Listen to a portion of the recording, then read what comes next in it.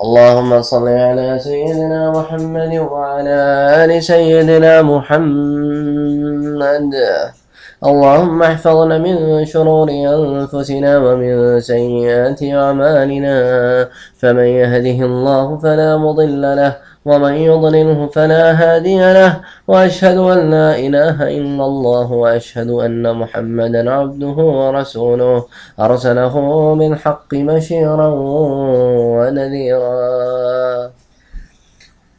پچھلے درس میں ہم نے حلف الفضول کے بارے میں بحث کی، اور یہ اللہ کے رسول صلی اللہ علیہ وآلہ وسلم کی ٹین ایجہڈ کے ایئرز میں واقعہ پیش آیا، یعنی حرب الفجار کے بعد حلف الفضول کا واقعہ پیش آیا. پھر جب آپ بڑے ہوئے، جوان ہوئے، تو آپ صلی اللہ علیہ وآلہ وسلم کی کچھ ایسی کوالٹیز تھیں جن مکے میں عام ہونی شروع ہوئیں، جو عام طور پر وہاں کے لوگوں میں نہیں پائی جاتی تھیں. مثال کے طور پر آپ کا امین ہونا، آپ کا صادق ہونا، آپ کا راست گو ہونا، آپ کا حاکم ہونا یعنی کہ اچھے فیصلے فرمانا، اور اس طرح کی جو کوالٹیز ایک اچھے انسان میں ہو سکتی ہیں. اور اس طرح کے معاشرے میں جب کہ ہدایت کا کوئی ذریعہ بھی نہ ہو، کوئی تعلیم کا کوئی ذریعہ بھی نہ ہو، بس جو گھر سے ویلیوز مل رہی ہیں وہ ویلیوز مل رہی ہیں، پھر انسانوں میں جو بگاڑ پیدا ہو رہا ہے وہ بگاڑ پیدا ہو رہا ہے. تو خیر بہرحال اس ماحول میں ایک شخص کا اس طرح کا ہونا ایک بڑی تعجب کی بات تھی. تو اس لیے آپ صلی اللہ علیہ وسلم کی کوالٹیز ایسی تھیں جن کا شور ہوا اور چرچا ہوا اور لوگوں میں عام ہوئی. تو جب آپ صلی اللہ علیہ وآلہ وسلم جوان ہوئے اور آپ کی عمر مبارک کوئی 25 برس کے قریب ہوئی، تو اس وقت بی بی خدیجہ بنت خویلد رضی اللہ تعالی عنہا وہ ایک بہت بڑی تاجرہ تھیں، اور ان کے 2 شوہر ہوئے تھے پہلے، جو دونوں کا انتقال ہو گیا تھا، اور ان سے ان کو کچھ اولاد بھی تھی، جس کا بھی ہم تذکرہ اپنے آنے والے دروس میں انشاءاللہ کریں گے. اسی درس میں کوشش کریں گے اگر اس کو کیپچر کر سکیں. تو خیر بہرحال تو وہ تجارت کیا کرتی تھیں اور بڑی مالدار خاتون تھیں، یعنی کہ اللہ نے ان کو اتنا مال دیا تھا کہ آپ ان کو ایک مالدار خاتون تصور کر سکتے ہیں. مکے میں ایک عورت کا اتنا مالدار ہونا اس زمانے میں بڑی تعجب کی بات تھی. تو خیر بہرحال اللہ نے ان کو عزت دی، اللہ نے ان کو مقام دیا، اور ان کا ایک ڈیفرنٹ طریقہ تھا تجارت کرنے کا کہ وہ خود تو تجارت کرنے کے لیے اپنا سامان ادھر سے ادھر لے کے جا نہیں سکتی تھیں. تو وہ کیا کرتی تھیں کہ وہ لوگوں کو ہائر کرتی تھیں کہ آپ میرا سامان لے جائیں، اس کو فروخت کریں، واپس آئیں تو میں آپ کو اتنی اجرت دوں گی. تو وہ جو بھی اپنے اس بندے کے ساتھ طے کر لیں کہ میں تمہیں 1 اونٹ دوں گی، 2 اونٹ دوں گی، جو معاملہ وہ طے کر لیں اس بندے کے ساتھ، تو اس طرح کا معاملہ وہ کرتی تھیں. تو اور وہ ہمیشہ پھر ایسے لوگ جو ہوتے ہیں نا، جو خود اتنے ڈائریکٹ انوالو نہیں ہوتے بلکہ انڈائریکٹ انوالو ہوتے ہیں، تو وہ ایسے لوگوں کی تلاش میں رہتے ہیں جن پہ ٹرسٹ کیا جا سکے اور جن کے اوپر آپ دے کے کام چھوڑ سکیں. اور ان کا یہ بھی ایک طریقہ تھا کہ وہ اپنے کسی نہ کسی آدمی کو قافلے میں ضرور شامل کرتی تھیں کہ وہ جائے اور دیکھے کہ معاملات ویسے ہی ہو رہے ہیں جیسے کہ ہونے چاہیے، جو کہ ایک طریقہ بھی ہے. آپ بلائنڈلی تو کسی پہ ٹرسٹ نہیں کر سکتے ہیں. تو انہوں نے آپ صلی اللہ علیہ وآلہ وسلم کے بارے میں چرچا سنا کہ آپ صلی اللہ علیہ وسلم صادق بھی ہیں اور امین بھی ہیں. تو انہوں نے سوچا کہ جب میں کسی ایسے ہی آدمی کو تلاش کر ہی رہی ہوں تو آپ صلی اللہ علیہ وآلہ وسلم کیوں نہ ہوں. تو انہوں نے آپ کی طرف پیغام بھیجا کہ would you be interested in taking my goods to Syria، کہ آپ وہاں پر جا کر میں مال جو ہے وہ فروخت کریں گے. تو آپ صلی اللہ علیہ وآلہ وسلم کے پاس انہوں نے اس طرح کا پیغام بھیجا. اب ایک نظر اس وجہ پر بھی دیکھتے ہیں کہ حضرت خدیجۃ الکبریٰ نے اللہ کے رسول کو اپروچ کیوں کیا. تو نفیسہ بنت منیہ جو کہ یعلا بن منیہ کی بہن تھیں، وہ کہتی ہیں کہ جب اللہ کے رسول turned 25 years old تو ابو طالب نے ان سے کہا کہ بیٹا میں ایک بہت غریب آدمی ہوں، اور فیمن کی وجہ سے، قحط سالی کی وجہ سے ہم پر بہت سخت وقت آ گیا ہے. کافی عرصہ گزر گیا ہے کہ ہمارے پاس بہت غربت کا عالم ہے، اور کوئی ایسا ذریعہ نہیں جس سے ہم اپنا کام چلا سکیں، اور نہ ہماری کوئی تجارت ہے. اور میں یہ دیکھتا ہوں کہ وہ وقت آ گیا ہے کہ لوگ شام کی طرف جا رہے ہیں تجارت کے سلسلے میں. اب شام یعنی نارتھ سیریا کی طرف لوگ سمر میں جایا کرتے تھے، تو سخت گرمی کا بھی دن ہے، پھر مالی حالت بھی تنگ ہے، تو آپ ایسا کیوں نہیں کرتے کہ آپ بھی اس راہ کو اختیار کریں اور اس طرف جائیں؟ تو انہوں نے یہ بات اپنے بھتیجے سے کی. اس زمانے میں اب یہ بات ہو سکتا ہے مجالس میں ہوئی ہو یا کسی گیدرنگ میں ہوئی ہو یا ایسے ماحول میں ہوئی ہو جہاں پر کچھ اور لوگ بھی موجود ہوں. تو باتوں میں ابو طالب نے اللہ کے رسول سے کہا کہ خدیجہ بنت خویلد وہ بھی اپنا سامان شام کی طرف بھیجتی ہیں، اور چونکہ وہ خود جا نہیں سکتی تو she is always looking for people who can take her belonging, her goods over to Syria, sell them off, and come back with some profit, and then she shares or gives portions of profits to them, یا پھر ان کو کچھ دے دیتی ہے اس کے بدلے میں جو انہوں نے کیا. تو حضرت اور ان کے چچا کے درمیان جو یہ گفتگو ہوئی، اس کی خبر خدیجۃ الکبریٰ کو پہنچی. اور جیسا کہ ہم پہلے جان چکے ہیں کہ خدیجۃ الکبریٰ always was looking for people جو امین بھی ہوں، امانت دار بھی ہوں، اور صحیح طریقے سے کام بھی کرتے ہوں، اور ان پہ ٹرسٹ بھی کیا جا سکتا ہو. اور اس نے یہ بھی سن رکھا تھا کہ آپ صلی اللہ علیہ وآلہ وسلم امین ہیں، تو اس نے حضرت کو کہلا بھیجا کہ آپ آئیے اور میں آپ سے کچھ بات کرنا چاہتی ہوں. تو آپ صلی اللہ علیہ وسلم جب گئے تو اس نے کہا دیکھیں چونکہ آپ امین ہیں تو اور آپ بہت ہی ٹرسٹ وردی ہیں، اس لیے میں آپ کی قوم کے کسی شخص کو جتنا دیتی ہوں اس کا میں دگنا آپ کو دوں گی اگر آپ میرے لیے کام کریں. عبداللہ بن عقیل کہتے ہیں کہ ابو طالب کو جب یہ خبر ملی تو انہوں نے اللہ کے رسول صلی اللہ علیہ وآلہ وسلم کو اپروچ کیا کہ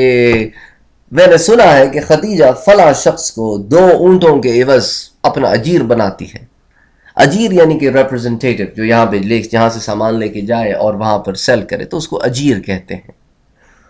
اور 2 اونٹ جو ہے وہ بیسکلی ڈبل معاوضہ ہے، عموماً وہ 1 اونٹ دیتی تھی. تو اس پر بھی ابو طالب نے کہا اللہ کے رسول پر کہ جو معاوضہ بی بی خدیجہ نے مقرر کیا ہے میں تو اس پر آمادہ نہیں ہوں، میں تو راضی نہیں ہوں. 2 اونٹوں کے عوض میں آپ کو تو اتنی دور نہیں بھیج رہا. آپ اکیلے جائیں، اتنی صحبتیں کریں، کوئی 1-2 دن کا تو فاصلہ ہے نہیں،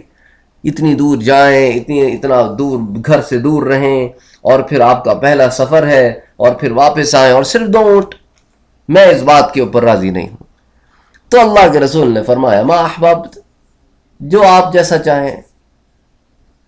تو ابو طالب نے جب یہ بات سنی تو وہ بی بی خدیجہ کے پاس گئے اور کہنے لگے کہ اے خدیجہ کیا تو محمد صلی اللہ علیہ وسلم کو اجرت پر کام دینے کے لیے راضی ہے؟ اور مجھے خبر ملی ہے کہ تو 2 اونٹوں پر راضی ہے، لیکن اللہ کے رسول کو میں تیرے ساتھ 4 اونٹوں سے کم پر نہیں بھیجوں گا. تو خدیجہ نے کہا کہ اگر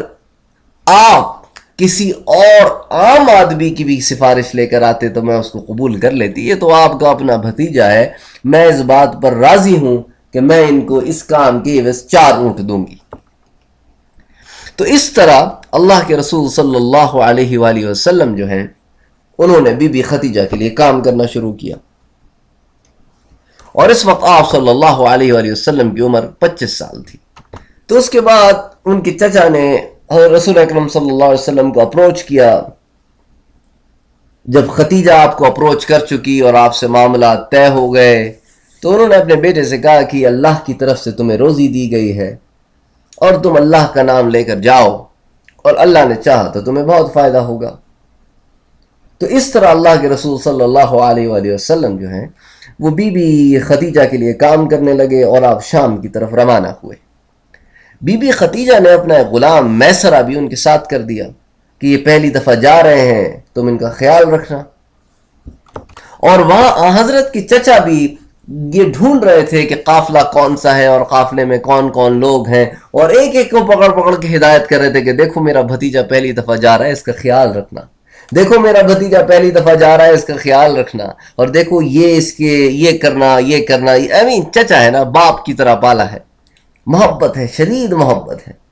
تو ان کی خبر گیری کی ہدایت دے رہے ہیں، ان کے خیال رکھنے کی ہدایت دے رہے ہیں. تو خیر اس طرح یہ قافلہ یہاں سے روانہ ہوا. حضرت صلی اللہ علیہ وآلہ وسلم کا جیسے یہ قافلہ روانہ ہوا، یہ پہلا معجزہ تھا جو لوگوں پر رونما ہوا کہ ایک بادل جو ہے آپ پر سایہ کیے رہتا، جب سخت دوپہر کا وقت آتا وہ آپ کے اوپر سایہ کیے رہتا اور آپ کے ساتھ ساتھ چلتا۔ تو اسی طرح یہ سارا راستہ یہ ایک معجزہ پیش آتا رہا، اور چلتے چلتے آپ صلی اللہ علیہ وآلہ وسلم بصرہ کے شہر میں پہنچے، اور وہاں ایک درخت تھا جس کے نیچے آپ بیٹھ گئے۔ اچھا، وہیں قریب ہی ایک خانقاہ تھی جس میں ایک راہب ہوا کرتا تھا، نستورہ۔ پہلے تو ہم ایک راہب کے بارے میں پڑھ چکے نا، بحیرہ، یہ ایک اور راہب تھا جس کا نام تھا نستورہ راہب۔ اس نے دیکھا کہ آپ صلی اللہ علیہ وآلہ وسلم کے اوپر بادل سایہ کیے ہوئے ہیں اور آپ اس درخت کے نیچے آ کے بیٹھے ہیں۔ وہ تو جناب یہ دیکھ کر تو بڑا ہی اٹاولا ہوا اور دوڑا دوڑا آیا، اور اس نے دیکھا کہ آپ صلی اللہ علیہ وسلم میسرہ کے ساتھ ہیں، تو اس نے پہلے میسرہ کو اپروچ کیا اور اس نے میسرہ سے پوچھا کہ میسرہ، یہ کون شخص ہے جو اس درخت کے نیچے آ کر اترا ہے؟ میسرہ نے کہا کہ یہ قریشی آدمی ہے اور حرم والوں میں سے ہے، یعنی وہ لوگ جو کعبے کے قریب ہیں، مجاورین کعبہ ہیں۔ یہ سن کر وہ راہب بولا، ما جلس تحتہ الا نبیا، اس درخت کے نیچے سوائے نبی کے کوئی نہیں بیٹھا۔ اور پھر اس نے پوچھا، میسرہ، یہ اس شخص کی آنکھوں میں سرخی ہے؟ میسرہ نے کہا، ہاں یہ سرخی ہے اور ہمیشہ رہتی ہے۔ تو نستورہ نے کہا کہ ہاں، انہو نبی، اور یہی وہ نبی ہے، اور یہی وہ نبی ہے جس کے بارے میں ہمیں خبر دی گئی تھی۔ یعنی آپ صلی اللہ علیہ وسلم کے بچپن کے حالات میں ہم پڑھ چکے ہیں کہ آپ کی آنکھوں میں ایک سرخی رہتی تھی، جس کو ان عیسائیوں نے بھی نوٹس کیا تھا جب آپ حلیمہ سعدیہ کے پاس تھے، اور اس نے بھی نوٹس کیا تھا کیونکہ یہ بھی علامت نبوت میں سے تھی۔ پھر وہ کہنے لگا، کاش میں وہ زمانہ پا سکتا جب ان کو ظہور کا حکم ملے گا، یعنی جب انہیں نبوت ملے گی۔ اب میسرہ نے بھی اس پر غور کرنا شروع کیا کہ حضرت کی آنکھوں میں جو سرخی تھی وہ سفید ڈھیلے میں تھی، یعنی جو سفید حصہ ہوتا ہے نا آنکھوں میں، اس میں ہلکی ہلکی سرخی تھی۔ اس نے حضرت کے رنگ، روپ اور مختلف اعضائے جسم پر بھی غور کرنا شروع کیا۔ میسرہ نے اب ساتھ آ رہا تھا تو اس نے تھوڑی بہت چیزیں نوٹس کی، لیکن جب اس کو یہ خبر دی نستورہ نے تو اب اس نے بھی چوکنا ہو کے آپ کی علامات پر غور کرنا شروع کیا۔ علامہ نیشا پوری نے اس میں ایک ایڈیشن یہ بھی کی ہے اپنے واقعے میں، جو انہوں نے اپنی سیرت، اپنی کتاب شرف میں نقل کیا ہے، کہ اس راہب نے پھر آپ صلی اللہ علیہ وآلہ وسلم کا بوسہ لیا اور آپ کے ہاتھ پر ایمان لے آیا، اور اس نے کہا کہ میں آپ پر ایمان لاتا ہوں آپ کو جب اللہ نبی بنائیں گے، کیونکہ آپ کا ذکر ہم پچھلی کتابوں میں پاتے ہیں، اور آپ میں نے وہ تمام نشانیاں دیکھی ہیں جو اس نبی کی نشانیاں ہیں جو ہم کتابوں میں پاتے ہیں۔ تو یہ علامہ نیشا پوری کی کتاب شرف میں یہ ایک ایڈیشن میں نے دیکھا، لیکن اور کسی کتب سیرت میں نے اس کڑی کو نہیں پایا کہ اس نے ایمان لے کر آیا آپ صلی اللہ علیہ وسلم پر اس لمحے جب اس نے آپ صلی اللہ علیہ وسلم سے ملاقات کی۔ پھر اس نے آپ صلی اللہ علیہ وسلم سے مہر نبوت دیکھنے کی بھی درخواست کی، اور جب آپ نے اس پر مہر نبوت ظاہر فرمائی تو وہ اس کو چومنے لگا اور کہنے لگا کہ میں گواہی دیتا ہوں کہ اللہ کے سوا کوئی عبادت کے لائق نہیں، میں گواہی دیتا ہوں کہ آپ ہی اللہ کی طرف سے بھیجے ہوئے پیغمبر امی ہیں، جن کے بارے میں ہمیں عیسیٰ ابن مریم نے بتایا تھا، اور انہوں نے کہا تھا کہ ما جلس تحتہ الا نبیا، میرے بعد اس درخت کے نیچے سوائے کوئی نبی کے کوئی نہیں بیٹھے گا، اور جس درخت کے نیچے آپ بیٹھے ہیں اس کے نیچے عیسیٰ علیہ السلام کے بعد کوئی نہیں بیٹھا، اور انہوں نے ہمیں یہ بھی بتایا تھا کہ وہ پیغمبر امی ہوگا، یعنی پڑھا لکھا نہیں ہوگا، وہ ہاشمی ہوگا، وہ عربی ہوگا اور مکے کا رہنے والا ہوگا، اور قیامت میں حوض کوثر والا ہوگا اور شفاعت والا ہوگا اور علم بردار ہوگا۔ تو علامہ نیشا پوری نے اس روایت کو اتنی ڈیٹیل میں بیان کیا ہے اپنی کتاب میں۔ اسی طرح ایک اور واقعہ طبقات ابن سعد میں اور سیرت حلبیہ میں بھی آتا ہے کہ آپ صلی اللہ علیہ وسلم نے تجارتی مال اور اسباب، یعنی جو بھی سامان لے کر آئے تھے، جب اس کو فروخت کر لیا تو ایک شخص جس کے بارے میں علامہ حلبی کہتے ہیں کہ ہو سکتا ہے وہ کوئی عالم ہو اور وہ آپ کے تھوڑا سا جج کرنا چاہتا ہو کہ آپ کیا کہتے ہیں، اس نے ایک جملہ آپ سے کہا، اس نے کہا، حضرت میں آپ کو لات و عزا کی قسم دے کر ایک بات آپ سے پوچھنا چاہتا ہوں۔ تو آپ نے کہا، میں نے کبھی ان دونوں کی قسم نہیں کھائی اور میں تو گزرتے وقت بھی ان سے منہ موڑ لیتا ہوں۔ تو اس شخص نے کہا کہ بات وہی ہے جو آپ نے فرمائی ہے، اور پھر میسرہ سے کہا ھذا واللہ نبی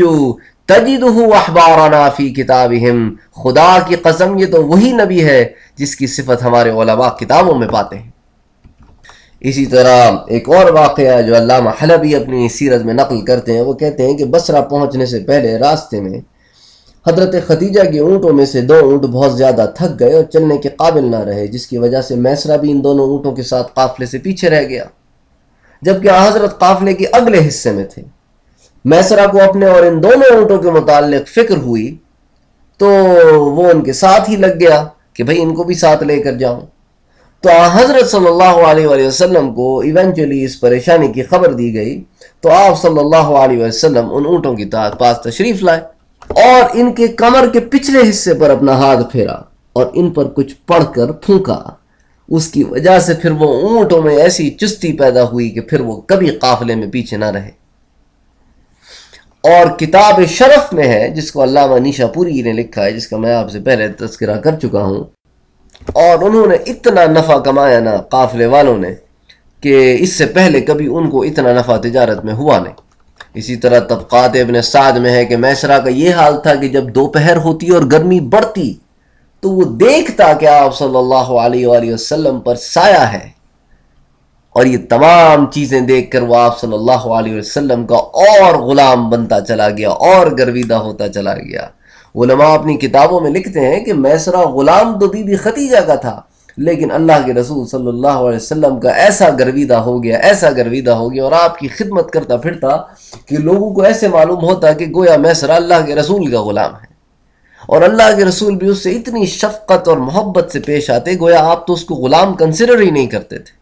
اس کے ساتھ بیٹھ کر کھانا کھاتے، اس سے بات چیت کرتے، اس کی مدد کرتے، اس کے ساتھ چیزیں بانٹتے، بالکل دوست کی طرح اس کے ساتھ رہتے، کوئی غلام آقا کا کوئی چکر نہیں۔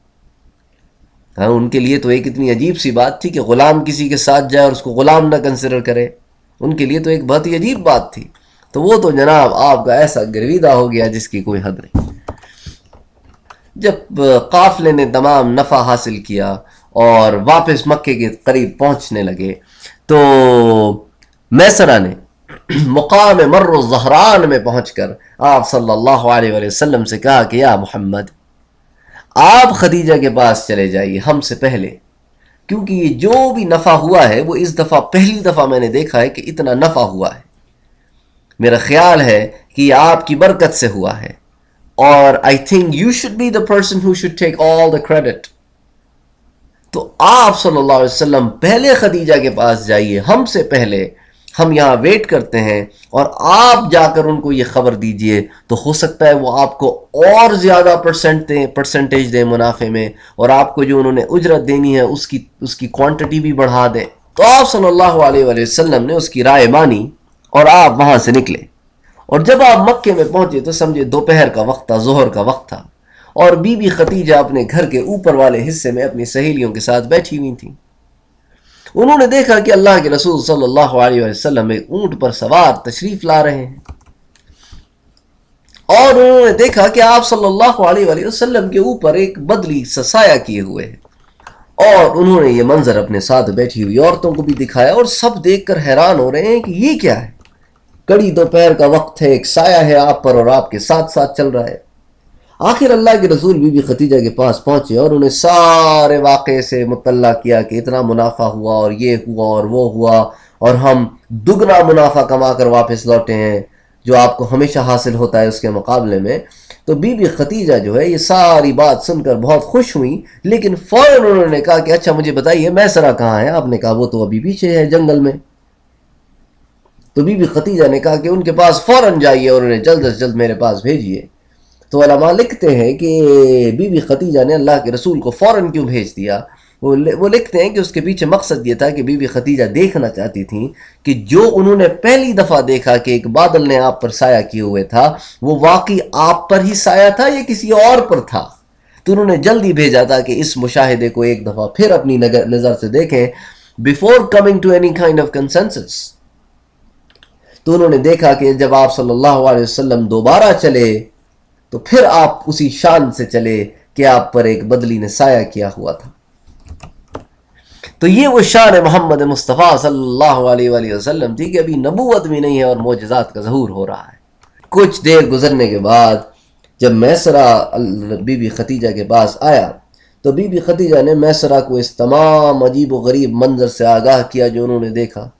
تو میسرہ نے سن کر کہا بی بی خدیجہ آپ نے تو ابھی دیکھا ہے، میں تو جب سے ہم مکے سے نکلے ہیں شام تک اور شام سے واپس مکے تک سارا راستہ میں یہی تو دیکھتا آ رہا ہوں کہ دوپہر ہوتی ہے اور بادل جو ہے وہ ان کے اوپر سایہ کرتا ہے اور کسی اور پہ سایہ نہیں ہوتا، ان پر ہمیشہ سایہ رہتا ہے اور ساتھ ساتھ چلتا رہتا ہے۔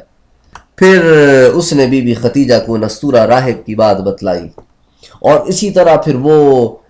واقعہ بھی بتایا جو بازار میں پیش آیا کہ ایک آدمی نے آپ صلی اللہ علیہ وسلم کو لات عزیٰ کی قسم دی۔ پھر اس کے بعد میسرہ کو کہا کہ ہاں بے شک یہی وہ نبی ہے، اور پھر وہ واقعہ بھی بتایا جو اونٹوں کے ساتھ پیش آیا کہ کس طرح آپ صلی اللہ علیہ وآلہ وسلم نے اونٹوں کے پشت پر ہاتھ پھیرا اور وہ پھر چلنے لگ گئے۔ تو یہ سارے واقعات اس نے سنائے۔ پھر کتابوں میں یہ بھی آتا ہے کہ اللہ نے میسرہ کے دل میں رسول اللہ کی بہت زیادہ محبت ڈال دی تھی، کیونکہ اس نے آپ کی شرافت، نیکی، سچائی، ایمانداری، خوش اخلاقی، یہ ساری چیزیں دیکھیں تو وہ آپ کا گرویدہ ہو گیا۔ تو جیسا کہ میں آپ سے پہلے بیان کر چکا ہوں کہ دیکھنے والے کو تو یوں معلوم ہوتا تھا گویا میسرہ جو ہے وہ آپ کا غلام ہے، خدیجہ کا نہیں۔ تو خیر بہرحال یہ سارے واقعات اس نے بی بی خدیجہ کو سنائے، اور بی بی خدیجہ نے جب یہ سارے واقعات سنے تو اللہ کے رسول صلی اللہ علیہ وآلہ وسلم کو دگنی اجرت دینے کے بارے میں انہوں نے سوچنا شروع کیا، اور پھر انہوں نے یہ طے کیا کہ آپ صلی اللہ علیہ وآلہ وسلم کو میں دگنی اجرت دوں گی۔ یعنی ایک عام آدمی کو تو وہ اگر 2 اونٹ دیتی تھیں تو آپ کو 4 دے رہی تھیں جانے سے پہلے، اب 4 کا بھی انہوں نے ڈبل کر دیا، یعنی کہ اب آپ کو انہوں نے 8 اونٹ دینے کا فیصلہ فرمایا۔ تو بیسکلی ایک عام آدمی کو جتنے پیسے ملتے اس سے آپ کو 4 گنا زیادہ پیسے مل رہے تھے، اور آپ جب واپس لوٹے تو آپ نے بھی تو ان کو دگنا منافع دیا۔ تو اس طرح آپ نے ایک دفعہ پھر شام کی طرف تجارت فرمائی، لیکن اس دفعہ اللہ نے آپ کے ہاتھ سے تجارت بھی فرمائی۔ بچپن میں تو آپ واپس آ گئے تھے، لیکن اس دفعہ آپ گئے اور آپ نے پورا سفر طے کیا اور وہاں پہ تجارت کی اور دگنا منافع لے کر واپس آئے۔ تو یہ وہ واقعہ ہے یہ رسول اکرم صلی اللہ علیہ وآلہ وسلم کی تجارت سے متعلق ہوا۔ اس کے بعد انشاءاللہ اگلی نشست میں ہم اللہ کے رسول صلی اللہ علیہ وآلہ وسلم کی بی بی خدیجہ سے شادی کا واقعہ ذکر کریں گے کہ آپ کو پیغام کس طرح آیا اور آپ نے کس طرح قبول کیا اور شادی کیسے ہوئی اور کس نے خطبہ پڑھا اور وغیرہ وغیرہ جو تمام باقی تفصیلات ہیں۔ وما علینا الا البلاغ۔ اللہم صلی علی سیدنا محمد۔